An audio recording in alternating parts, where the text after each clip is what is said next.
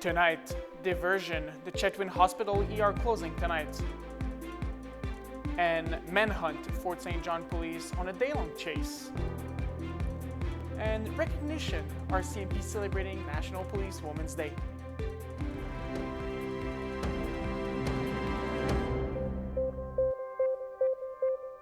Good evening and thank you for joining us. We begin tonight with another diversion at the Chetwynd Hospital Emergency Department. Northern Health announced on social media it would be closed overnight. Northern Health says services at the emergency room won't be available between 7 p.m. tonight and 7 a.m. tomorrow morning.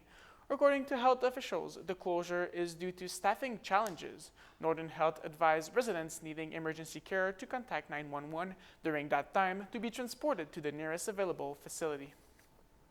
Fort St. John police arrested a man in Taylor after a day-long manhunt Thursday. Jonathan Michael Peters was wanted on several warrants, including uttering threats, mischief, over $5,000, and obstructing a peace officer. At approximately 10 a.m. Thursday morning, officers were searching for Peters at a residence in Fort St. John, but Monties say the man wasn't there. Police then attempted to catch Peters in a side-by-side with a traffic stop in Taylor. They say the side-by-side flew into the Peace Island Park area, and after tracking the man, officers took him into custody at around 2 p.m. Monties say it took outstanding coordination between multiple RCMP units to safely locate and arrest Peters.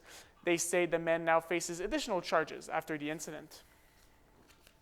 3 days after an intense manhunt in connection with the killing of popular conservative influencer Charlie Kirk, police say they now have a suspect in custody. Here's CTV's Joy Malbon with what we know about the alleged shooter. Good morning, ladies and gentlemen. We got him. With those words, authorities identified 22-year-old Tyler Robinson of Utah as a suspect in connection with the targeted killing of conservative activist Charlie Kirk. After these images were released last night and a video of a suspect jumping from a rooftop, police say Robinson's father confronted his son and, with the help of a youth pastor, convinced him to turn himself in. A family friend who contacted the Washington County Sheriff's Office with information that Robinson had confessed to them or implied that he had committed the incident. A family member told investigators Robinson had become more political, expressing anger in chat groups and to friends. Robinson mentioned Charlie Kirk was coming to UVU. They talked about why they didn't like him and the viewpoints that he had. The family member also stated Kirk was full of hate and spreading hate. Police found a high-powered rifle and bullet casings with disturbing messages. As for motive, here's what the governor said. The clearest one that says catch fascist, there's not, and by the way, that's like catch like a ball, catch this.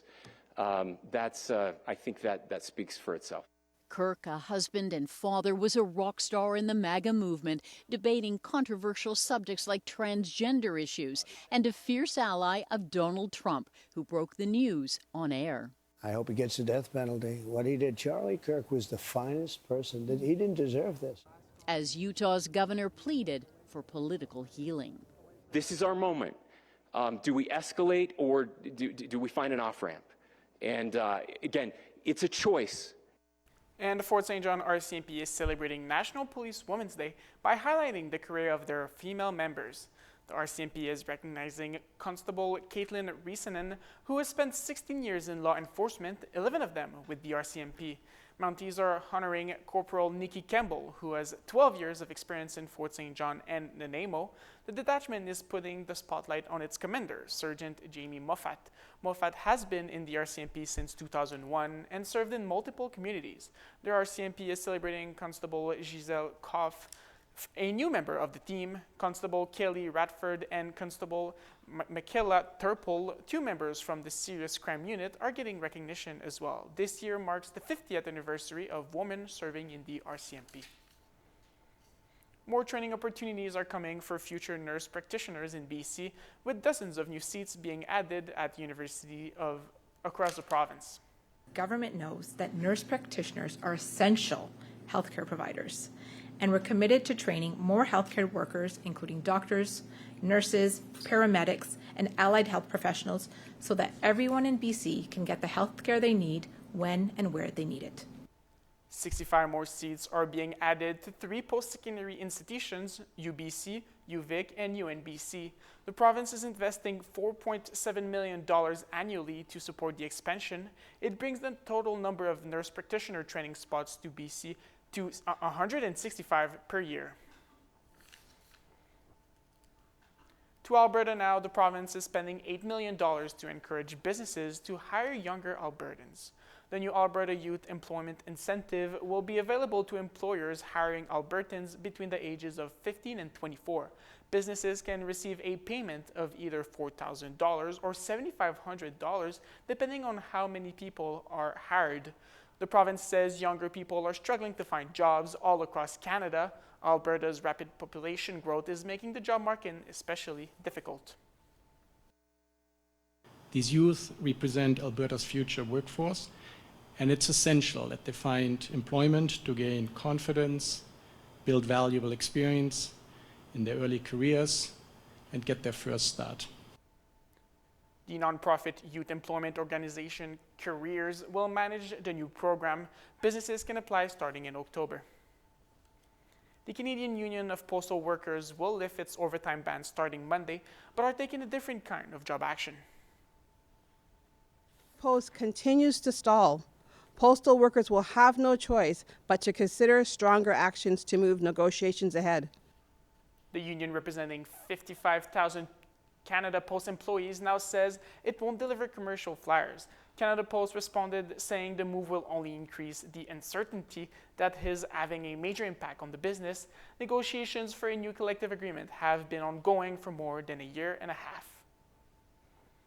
The owner of Victoria Pharmacy is dismayed the postal service in his store is shutting down. He says the decision from Canada Post will hurt his business and the community. CTV's Anna McMillan has the story. For 16 years, this postal outlet has served the people of Victoria West. On October 28th, it's closing. People with no vehicle, seniors, small businesses, they're all going to be affected. Alex Akavan owns the PharmaSave where the Postal Service operates. He claims Canada Post's decision to close the outlet is unjustified. We are revenue generating and cost neutral, option for Canada Post. Akavan says the outlet consistently makes over $300,000 a year, of which he gets a $20,000 commission and the bonus of additional foot traffic. He pays the staff and the rent. So I asked, what are the justification? What kind of data you've looked? What kind of analysis you've done? No answer. He shared his emails to and from Canada Post with CTV News. In one of them, Canada Post says the decision to close the outlet wasn't based on poor performance or cost-cutting measures. The decision is based on providing the appropriate level of service that's required to service the market needs in the area. I found it always very convenient because there are more and more people moving into the area, more buildings popping up, and so to get rid of a post office doesn't make any sense. Vic West Community Association expects roughly 2,000 residential units will be built in the coming years. If they can't make it work in this very vibrant and growing community, I have real concern for the future of Canada Post as a whole. CTV News has confirmed 2 other postal outlets are closing, one in Victoria's Fairfield neighborhood and another in Catborough Bay in Saanich. This isn't just about mail. This is about supporting local hubs where people can get their needs met close to home. In a statement, Canada Post says when making these decisions, it conducts an extensive evaluation of its postal outlet network.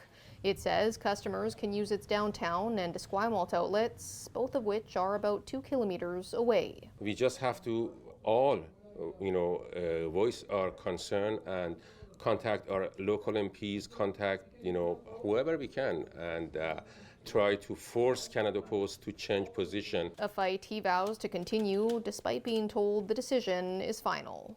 Anna McMillan, CTV News, Victoria. Shelters across Canada are sounding the alarm that homelessness among seniors is on the rise. According to counts between 2020 and 2022, about 27% of Canadians who are experiencing homelessness are over the age of 50, with 4% older than 65. And Mustard Seed, an organization that shelters people in several provinces, says in some cases, older adults seeking their services has more than doubled in the last year. It's being attributed partly to the rising cost of living. Data also shows those who have experienced chronic homelessness throughout their lives are aging, adding to the numbers. Surviving the trade war with the U.S. requires getting Canadian goods to more markets. That's why 2 ports are on the major project list unveiled by Prime Minister Mark Carney this week. CTV's Judy Trin takes a look at projects in Quebec and Manitoba. Expanding the Port of Montreal is one of the major projects on the fast track for approval. It's a gateway to new markets in Northern Europe and Africa. We'll advance projects that turbocharge and connect our regional economies. The port is bursting. Authorities say if it doesn't increase its capacity, Canadian companies may have to go through U.S. ports to ship across the Atlantic Ocean. If Canadian companies that are now exporting to the U.S. choose another destination, with a modest 6%, the Port of Montreal will be full. So if we don't have any more capacity, what will happen is those companies will use an American port. When it's built, the Contrecoeur terminal will reduce emissions while increasing the port's capacity by more than 1 million containers. The federal government is promising to greenlight construction this fall, so the project can be finished by 2030. The Major Projects Office will enable us to take those final steps as quickly as possible. We are referring Port of Churchill Plus.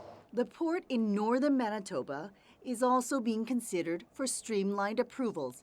It's an Indigenous-led project. The plans here include using icebreakers to extend operations beyond the summer and improving roads and train routes to bring resources from the west to ship out. So that customers can go on a year-round or close to year-round basis. So that's really the game changer, and it really allows us to diversify that trade to Europe and diversify ourselves away from the U.S. Building a port in the Arctic is also under consideration for fast tracking. The goal for these projects of national importance is to have them approved within 2 years. Once that happens, they'll also be in line for significant federal funding. Judy Trin, CTV News, Ottawa. NATO revealed a new mission in response to threats from Russia. It comes 2 days after Russian drones invaded Poland's airspace. NATO is launching Eastern Sentry to bolster our posture even further along our eastern flank. This military activity will commence in the coming days. Poland shut down Russian drones that entered its territory earlier this week. The new operation involves military assets from France, Denmark, the UK, and Germany. It's the return of the Ryans. It's been 2 years since a group of thousands of Ryans went to a Ryan meetup, and they are bringing back the event that all started it. Here's ABC's Danny New with the story. You may remember our first story with a group called Ryan Meetup.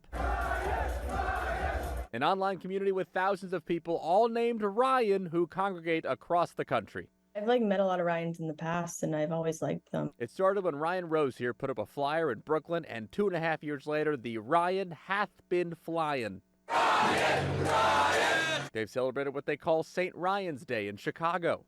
It was the Ryanest day in baseball history, with 500 Ryans in attendance. And even took over Coors Field for a Colorado Rockies game. In fact, not only did a Ryan throw out the first pitch, deep into the second deck. Go nuts, Ryans! Then Rockies infielder Ryan McMahon even hit a moonshot for them. When the ball went into the air, were you guys like, no frickin' way? Everybody everywhere screaming and everything. I checked in with the Ryans this week, who say their community has now grown to more than 50,000 people. And some of the newest members can't believe how it's changed their lives. It's just like giving me this whole new identity. It's all people want to know about. When they talk to me, it's like, how are the Ryans? Ryan! Ryan! This Saturday, the Ryans are bringing back the event I first spoke to them about, Rytoberfest. 2 years ago, they had about 250 people. We are all Ryan! But this year's RSVPs are close to tripling that. What's your name, please? I'm Accordion Ryan. And this year's event will even feature Accordion Ryan, as seen on Britain's Got Talent. I'm sure you're invited. You're Ryan. Just like in 2023, they hope Ryan Reynolds somehow makes a cameo, but as always, there is one group who is not permitted. If your name is Brian, please do not show up at Oktoberfest. You will be escorted off the premises immediately. Stay tuned. We'll be right back with weather.